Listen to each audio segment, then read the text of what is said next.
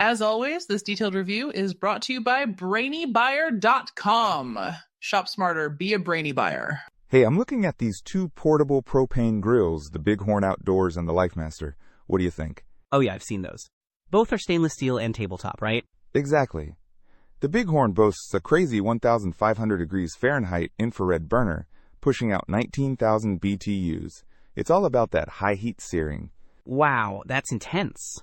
The Lifemaster is more of a standard grill with two U-shaped burners, each at 10,000 BTUs, so 20,000 BTU in total, so it actually has more. Interesting. The Bighorn is smaller dimensionally, at 16 DX 21.5 inches WX 15.4 inches H, but weighs almost 31 pounds. The Lifemaster is slightly bigger at 21.26 DX 14.65 WX 18.5 inches H, but lighter, only 21 pounds. Easier to lug around, maybe? Possibly. The Bighorn has a 10-tier adjustable rack, and even comes with a pizza stone. Sounds pretty versatile. The Lifemaster focuses on grilling, with a 275 square inch cooking area. It's got foldable legs and a windproof lid, which is nice for camping. Good point.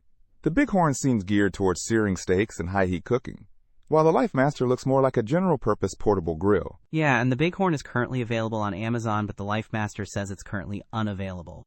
Oh, that's a bummer. So if I want something for super hot searing, the Bighorn is the way to go. But if I need a more standard portable grill for camping, the Lifemaster would be good, if it was actually in stock, I suppose. Exactly. And both have really good customer reviews, around 4.6 out of 5 stars. People seem happy with both. Okay, that helps a lot.